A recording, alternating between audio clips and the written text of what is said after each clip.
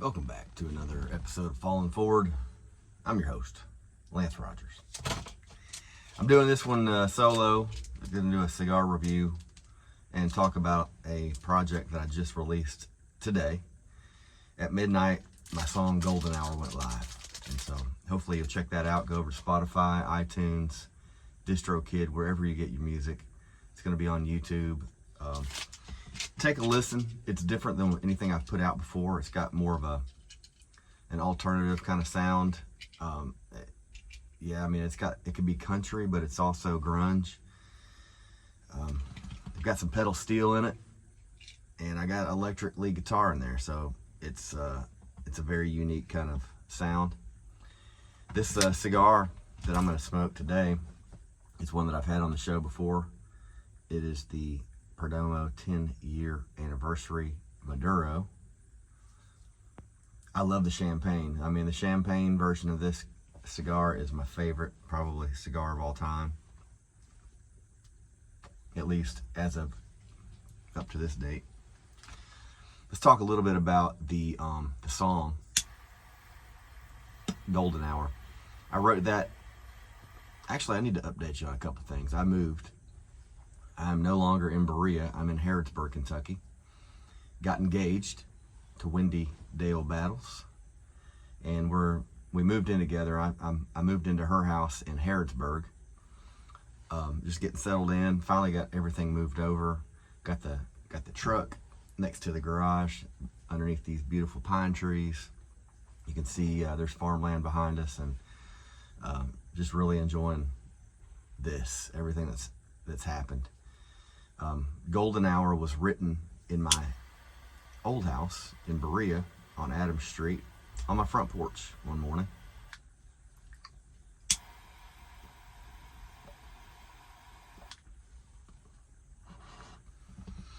In fact, that cover art was a picture that I took one beautiful evening during Golden Hour,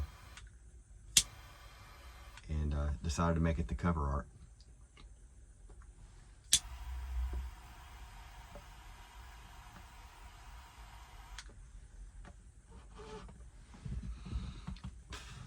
So, one morning I woke up. The first line of the song is "To cook for one is harder than you think." I woke up one morning and made some breakfast. The house was always kind of dark in the morning. It's a dark house anyway. It's a 100-year-old house. So I put some bacon on the stove top in a cast iron skillet, and I get distracted kind of easily. I don't know if it's anxiety or what it is. Anyway, I get distracted kind of easy. So I'll do one thing and I'll see something else and be like, oh, I gotta go over and do that. What is that called, by the way? And so I ended up smelling some smoke, and I run in the kitchen and the bacon is burning. So I pull the cast iron skillet off the burner, but cast iron skillet is pretty damn hot. You can't just, you could probably cook on it 5 minutes after you pull it off the heat source.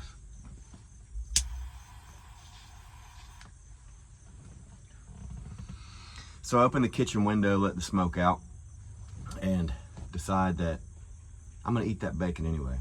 I'm not gonna let it go to waste. So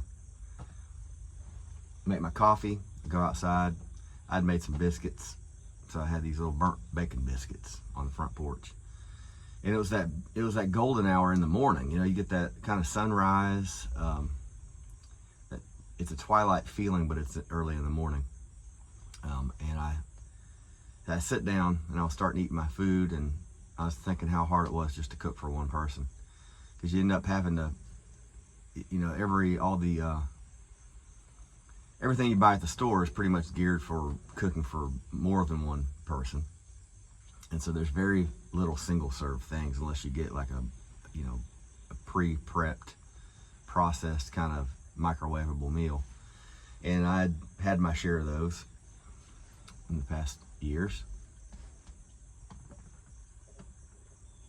I sit down on that porch, sipping my coffee, and I was thinking how hard it was to cook for one. I was like, oh shit, I need to write that down. So I did. I started another song, got my guitar out, And I wrote the song within an hour. I had written the song, and you know, when you're on to something, if you start writing a song and it makes you kind of tear up immediately, that's when I kind of double down on a song, and I'm like, I'm not leaving until I get this thing done. So that's what I did with this song, and hopefully by now you'll heard the song and see what I'm talking about.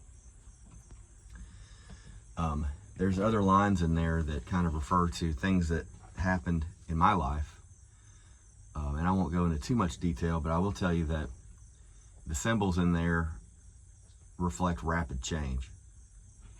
In the bridge, it talks about a ginkgo leaves falling around us like a tower. We had a ginkgo tree in our backyard, and my landlord told me that, he's like, keep an eye on that tree. It had the prettiest yellow leaves in the fall. He's like, keep an eye on that tree, because one day you'll look and all those leaves will be gone. He said, they'll drop. When they start dropping, he's like, they will not stop until they're done, which is unusual. Like, most trees will gradually lose all their leaves throughout the season. A ginkgo tree will drop its leaves all at one time, and what happens is the temperature changes and the humidity level changes, and it just loosens up and all the leaves fall. I happened to catch that moment out on the farm when I lived in Waco, Kentucky. I caught that moment, and so I got my phone out, hit record, and I walked up to that tree, and all the ginkgo leaves are falling like rain.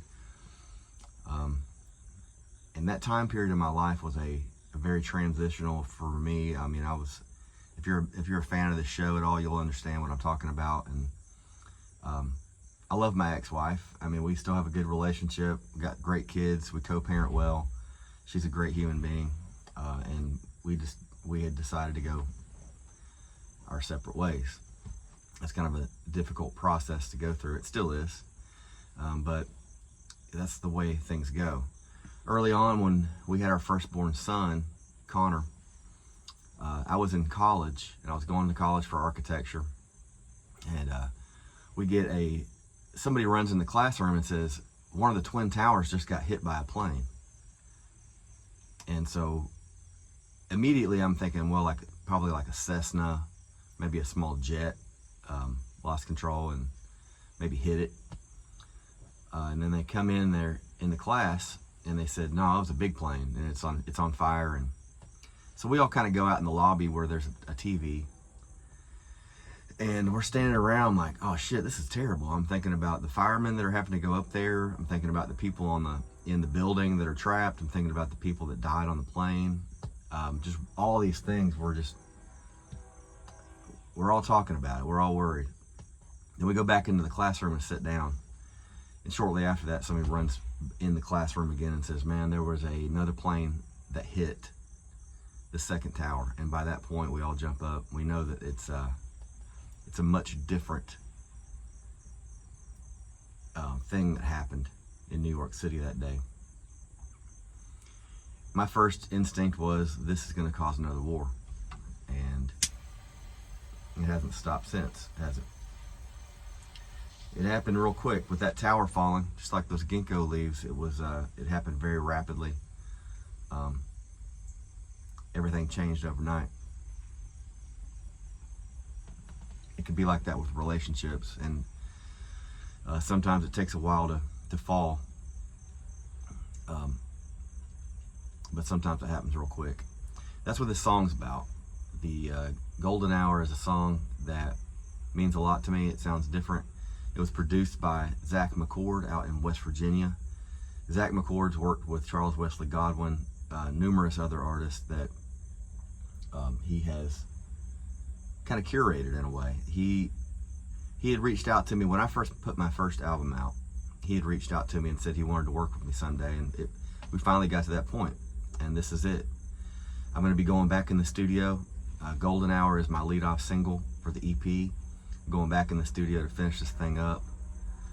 We got a November date, so we'll have some time to listen to the song and kind of get the vibe of the next EP. I've already got several songs that are contenders to put on there, and I'm looking forward for you to hear them. I mean, Did y'all notice my haircut? I did cut all my hair off. Look at this. It's actually short again. What can you say? You probably also noticed my damn beard turned white. It actually turned white a long time ago. A long, long time ago. And I was one of those just for men guys, right? My good buddy JJ Waters called me out. He called me out. He doesn't know that this is when that change happened. Or maybe he does. I don't give a shit. I love JJ. He's a good dude. He's a badass artist. Very kind-hearted guy.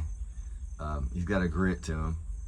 And he's got a deep sarcasm that goes many levels of comedy. And I love that. When you can say funny things and be strategically targeting certain aspects of someone's life without them getting upset, that's an art. And JJ's an artist. But he made a meme of me. I had a photo shoot with Erica Chambers, and she takes great pictures, and she always makes me look way better than I actually look. So I posted this one picture, and I used it as a promo pic for some show I was doing. And JJ he puts a Just for Men box in my hand. And right then and there, I was like, you know what? The gig's up. Why the fuck am I dyeing my beard? And, you know, I definitely feel older with a white beard. I know I look older, but that's who I am, man. That's who I am. I'm almost 48 years old. I'm not trying to fool anybody. I'm not trying to be anything that I'm not. I just felt like, in a way, that, you know, changing the color of my beard a little bit to match my hair color a little bit closer, because my hair is like still dark. I mean, I've got these white streaks on the side that when my hair was long, they're kind of growing like look like streaks, but that's natural. I'm on a tangent about my fucking beard, but anyway, I just wanted to address it because it is kind of startling to some people. I went to a job not too long ago, and one of the guys that I do a bunch of work for, he noticed it right out of the gate. He's like, dude, he's like, what's going on, man? He's like, your beard turned white within 2 weeks. He said, are you okay? I was like, I'm actually really good. I'm actually really good. I feel super happy and satisfied in my life. I'm to a point now where I'm in a great relationship. It is true love. It is something that I have sought out for a long time, and I don't know, things are really working out. And this music that I'm putting out, I'm not trying to be anybody that I'm not. I'm not trying to copy anything. I'm not trying to put out the music as I hear it in my head and as I write it. I've got 100 other songs I'd love to get out, and it's hard to whittle it down and figure out which ones that I put on this new EP. So if you've heard some of my stuff that I've put on social media through the years, and you're like, man, that one song that you did, this one, it talks about blah blah blah, put that in the comments. If you can help me figure out what songs I want to put on the EP. But I'm also in this mood where I'm finally getting back into wanting to write again. And I think it has to do with this shift in my life to where, I don't know, there's a confidence that comes out with when you finally, there's a part of you that it feels like it's found its match, it's found its mate, and it's a feeling that's hard to describe, but it feels good, and it feels inspiring. I've written so many fucking sad songs through the years, and I probably will continue to do that. But it's probably going to take a different path. Those kind of songs. I definitely, the happier songs that I've written, I don't connect with them as well for some reason. So I don't really sing them out that much. I kind of lean into the more nostalgic, kind of sadder vibe songs for some reason. I think it's because of, like, you know, it's the it's the way that I felt for such a long time, and it's nice to know other people feel that way. But if you coming out to a show that I'm going to be doing soon, you'll hear some new stuff. I've got a couple songs that I'm working on. Got a brand new song that Jeremy Marshall and myself are working on. We're going to the studio to record it. That's going to be something special. If you don't know the band Hollerhead, I've already said this on the show before, but if you don't know the band Hollerhead, make sure you check them out. They are writing some of the best stuff, and Jeremy's voice is just, it creates a pain in your heart that is such a good feeling. You can be hurt by love, right? Having true love, it feels like pain, but it's not. When you hear one of Jeremy's songs and he sings them live, especially, you can feel that there's a source of emotion in his voice that you can't duplicate. It's very one of a kind, and the tightness of the band, the harmonies of Della, his wife, and they've been introducing a fiddle player into the songs too, which we're gonna have on Old Driveways is the name of the song we're working on. We're gonna have Jamie Gaddis on the bass, the upright bass.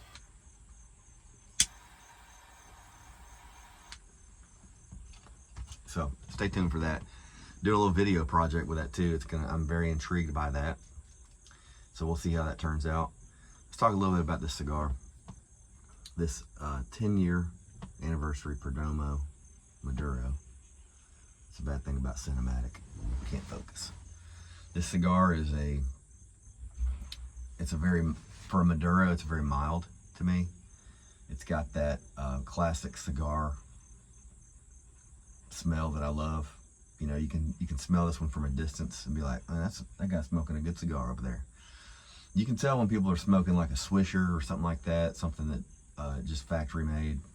But you can also tell when somebody's smoking a hand-rolled, handcrafted cigar that took a long time to make, that was properly aged, is put together by somebody that knew what they were doing.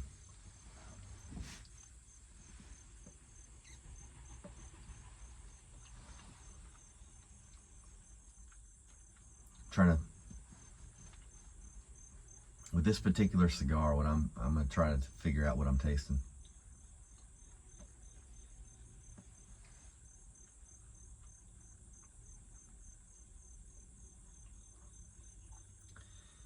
There's a slight leathery taste mixed with a nutmeg, a very light cinnamon notes.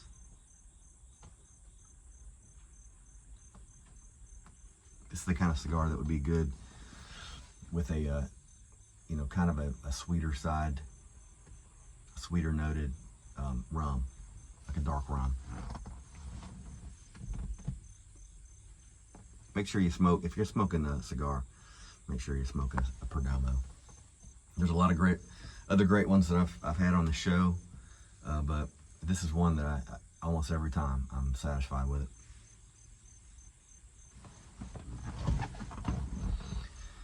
So, what is going on with your life? What are you up to? Do I know you? Can you leave a comment in the comment section? Can you give this a like? If you haven't subscribed, can you go ahead and subscribe? These solo shows that I do, they don't get much traction at all. The interviews do pretty well, but these don't. So a lot of times I'm just talking because I'm like, I feel like smoking a cigar. What I should talk about? I mean, I get out here in the truck and I just talk. I don't know. It's probably good for me to do that. Hopefully you're not bored as hell watching these at the house or wherever you watch them. But I got a lot of cool things happening right now, and also a lot of drama. I've had a lot of drama to deal with. And it's part of it. Whenever you build something, whenever you're involved in a project, whenever you have to deal with multiple personality types and kind of be the peacemaker in the group, it's tough. It can be tough, but the benefit of that is by getting through those difficulties in a project, you build a solid foundation. And I think sometimes when you start a project, you don't have all the ground rules in place, protocols. It can be a frustration to people not knowing what to do and basing it off of maybe a dominant personality or someone that, sometimes we have things that happen in our lives that affect how we approach a situation. We all have baggage. We all have like traumas. We all have things that we've had happen in our lives that we deal with that affect our decision making. And whenever you're in a group and you're trying to build something, those come out. It's a good thing. It can be a good thing. And I know you probably, if you've been involved in something bigger than just a solo project, you know exactly what I'm talking about. Some personality types are very domineering and bold. Some are yes men. Some run for the hills when something gets a little challenging, and some double in, dig their feet in, and say, "Let's go, let's do this. This is worth it." And tell you more about this kind of stuff as we move forward. But these are all good things to happen. I'll tell you that. So what podcast you listening to lately? I don't know if this is not necessarily a podcast. I guess I could take the audio and turn it into one, but what do they call these? It's a vlog. I'll tell you a podcast that I'm really loving is the Rugged Revival. You check out the Rugged Revival. They are based out of the UK. Got a couple guys that get together and they do interviews remotely. They are also starting what's called the Grit Sessions. The Grit Sessions are, in this country, I compare them to like Radio West Virginia. You have a couple of other, gyms on VHS, like video projects where they go out and they film people out in the woods or in a beautiful setting, and they document their music. That's what Terry is doing over there with the Grit Sessions. The Rugged Revival, make sure you check them out. Soul Gravy Podcast, putting the good work in. Talbot and Soul Gravy, same kind of projects. It's interview based show. They're trying to bring awareness to independent artists, people that are writing their own stuff, people that are trying to make it in the industry, and they're getting top notch people. They're getting, along with Rugged Revival, they're getting people heard. Thing I love about the Rugged Revival is the fact that they are, even though they're based in the UK, they're focusing on American artists that can change the game over there. Over in the UK, when you go over there, you notice that like there's a lot of people that sing. There's a lot of artists over there, but they don't have necessarily the network that we have over here to get their stuff heard, especially as an independent artist. So all these people, including my project with Cat Deeds, For the Love of Appalachia, we're trying to change something for the better, getting people heard, getting voices heard. Some of these songs that people are writing right now they need to be heard. They need to be out there. Right now we get pop country kind of shoved down our throats sometimes over in this country, and especially over in the UK. It's like that too. Mainstream country music is huge over there right now. It's almost like the waves that start here in this country. It takes a while to get across the ocean, and they start landing there. And that's what we're trying to do too. Is just along with that mainstream country music, we're trying to give people options to have a different listening experience, like we all had over here back, maybe 10 years ago. And now everything we listen to is a little bit different, isn't it?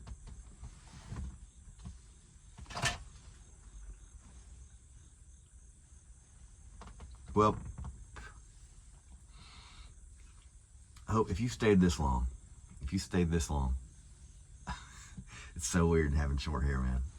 If you stayed this long on this show, I want you to go over to Spotify, hit the follow button on Lance Rogers, share the hell out of Golden Hour. And what I'd like you to do is, if you have a playlist, put that song on there. If you've never started a playlist on Spotify, it's real easy to do. You click create playlist, you give it a name, and you put whatever songs you like on there. It's real easy to do, and then share your playlist around. If you tag me in it, I will share it. If you tag me in it, I will get your name known. So, say no, this is a two-way street. All right. Golden Hour release day. Thanks for following along. Perdomo, you make one of the best cigars I've ever had. If you're smoking a good cigar, it's probably a Perdomo.